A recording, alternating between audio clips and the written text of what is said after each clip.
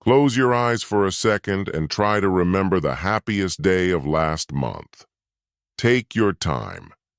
Now try to remember the day someone said something that hurt you. Notice something strange? The second memory came faster, sharper, almost like it never left. That's not a coincidence. That's not bad luck. That's not you being too sensitive. That is your brain doing exactly what it was built to do. Somewhere inside you, right now, there is a memory of a joke that stung, a rejection that stayed, a moment of embarrassment from 10 years ago that can still make your face turn red in the shower. And somewhere, buried underneath all of that, there are hundreds of good moments you can barely recall. Kind words, warm afternoons, people who loved you well, gone like they were written in pencil while the pain was carved in stone. You are not broken. You are ancient. Here is the hidden problem nobody tells you about growing up. Your mind was never designed to make you happy. It was designed to keep you alive. And for most of human history, staying alive meant paying very, very close attention to danger and almost no attention to comfort. Think about it like this.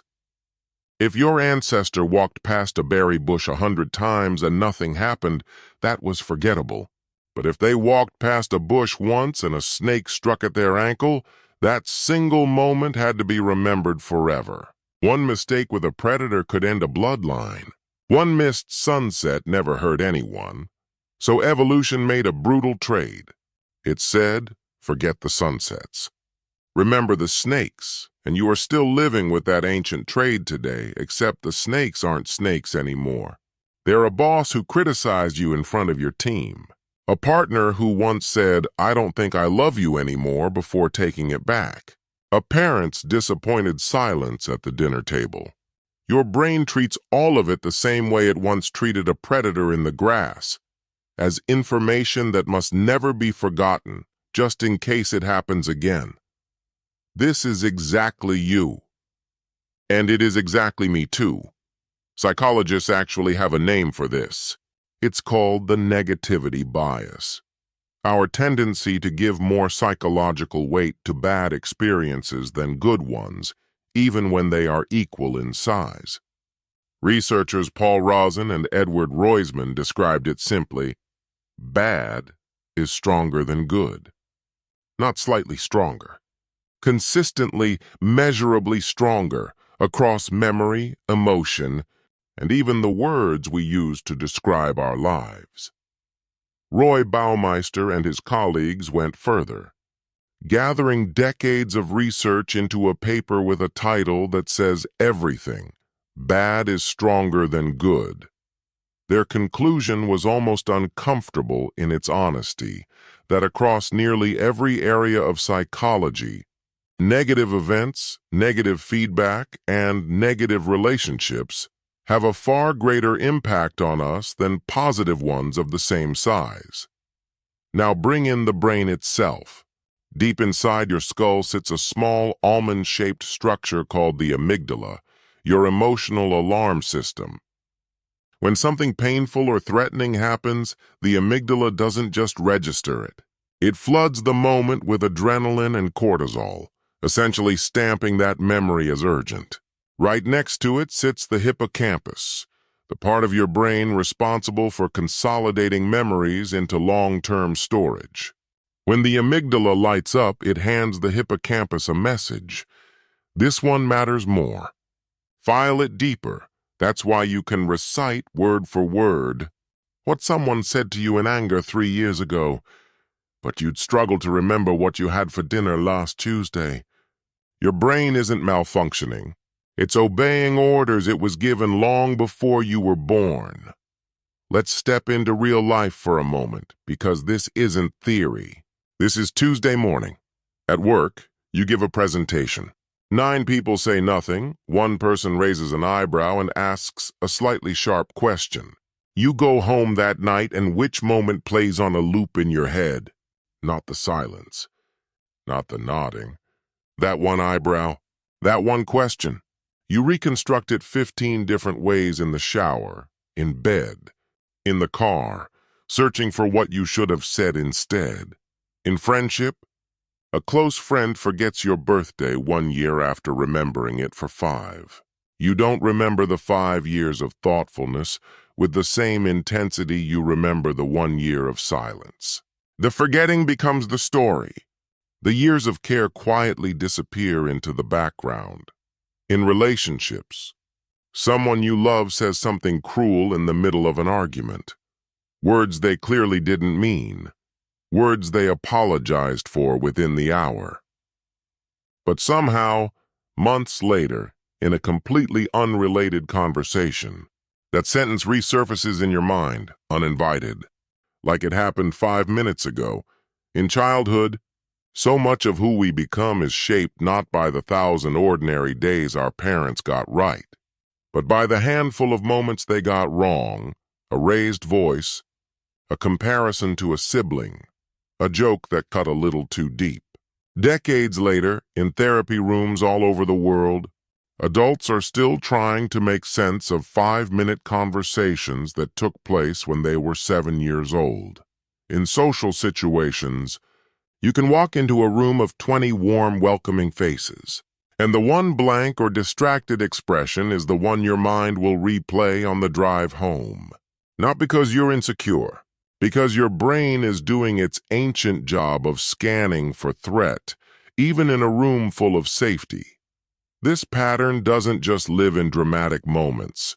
It lives quietly, everywhere, shaping how we see ourselves without our permission. So let's slow down and name what's actually happening. Here are the signs this bias is running your life. Quietly, in the background, disguised as just how you are. Sign 1. You replay criticism far longer than praise. 10 compliments and 1 criticism walk into a room, and only the criticism stays for dinner. This happens because critical feedback signals social risk, a threat to your standing, your safety, your belonging. Praise doesn't trigger the same alarm, so it doesn't get the same neurological priority. The emotional cost, you start to believe you're only as good as your worst moment, even when the evidence overwhelmingly says otherwise. Sign 2.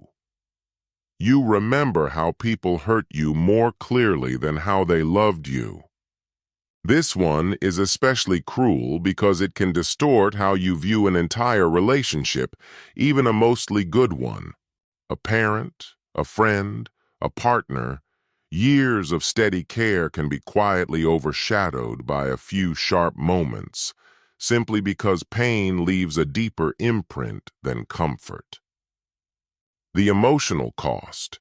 Gratitude fades, resentment lingers, and the full picture of the people who loved you gets unfairly small.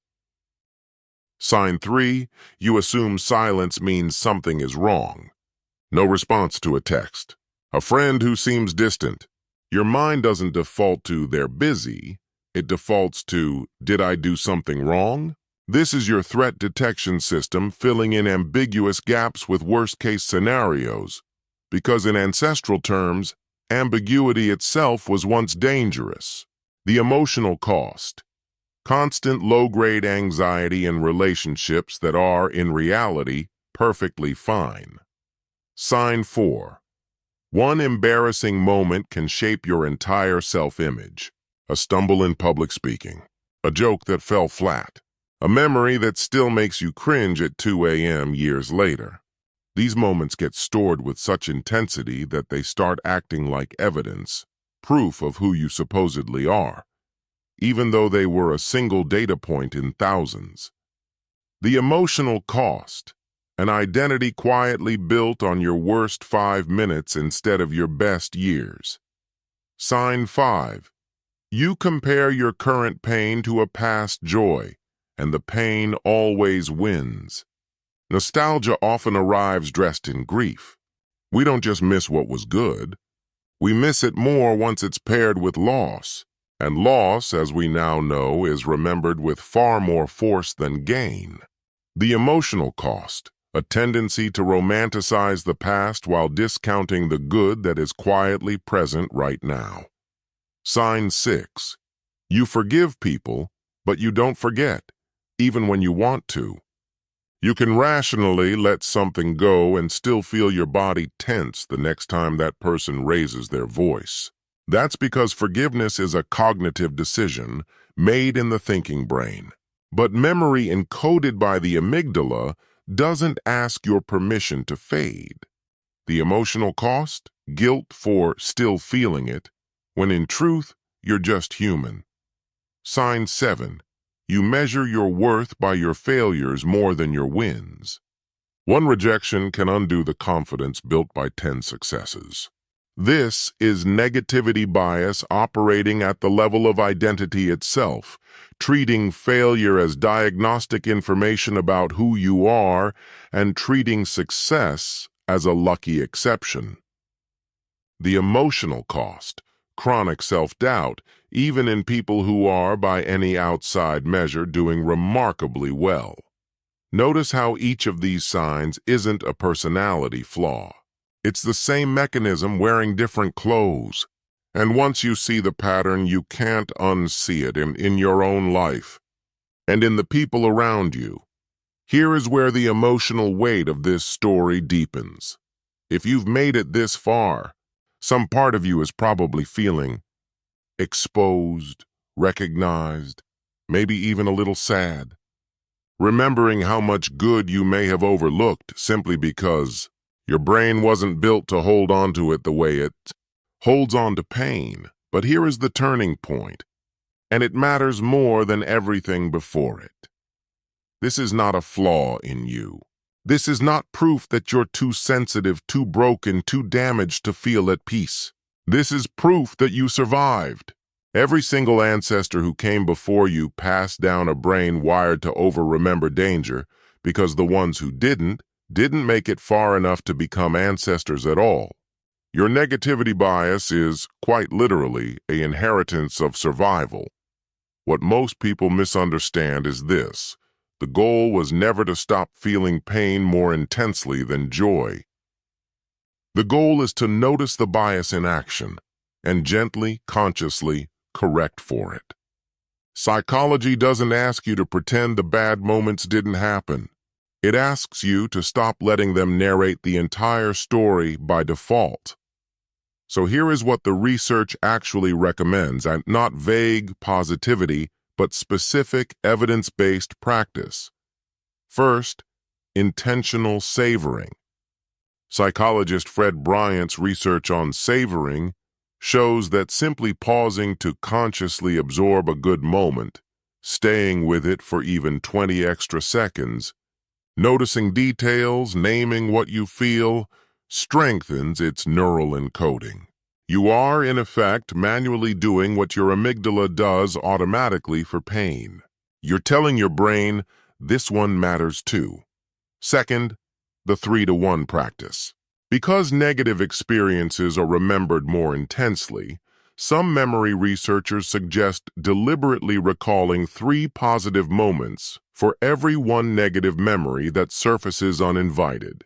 Not to deny the negative, but to rebalance the internal scale that your brain naturally tilts.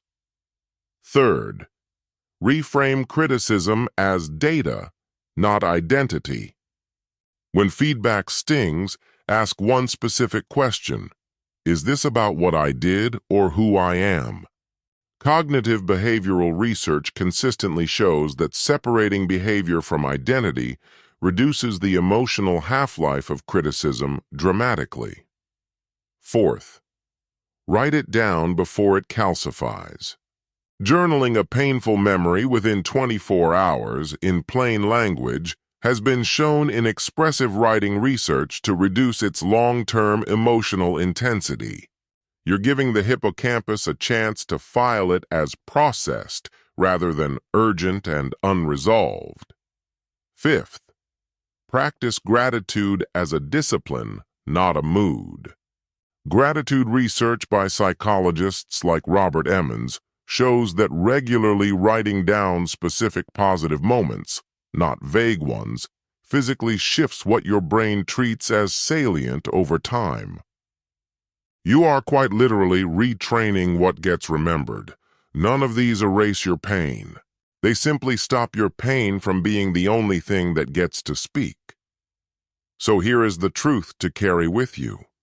You are not doomed to remember only the wounds. You are simply a person whose mind, for a very long time, believed that remembering the snake was more important than remembering the sunset. But you are not living in that world anymore. You get to choose, moment by moment, which memories you help along and which ones you gently release. Imagine your memory as an old photo album. And for years, someone kept slipping extra copies of the sad photographs into every page, while the joyful ones stayed as a single fading print. You didn't do that. Your ancestors did, out of necessity. But you are the one holding the album now. And for the first time, you get to decide which photographs get placed in the light. Pain will always leave a mark. That was never the problem. The problem was believing that the mark was the whole story. It never was. And it never has to be again. If this made you see your own mind a little differently, I'd love to know. Tell me in the comments about a good memory you almost forgot. One you're going to hold on to a little tighter now. If this reached something in you, share it with someone who needs to hear it today. And if you want more of this, more truth about the mind, dressed in language that actually feels human, stay with this channel. Subscribe, not because I'm asking you to, but because somewhere out there, there's a version of you 6 months from now who's a little more at peace. Let's help you meet her. Let's help you meet him.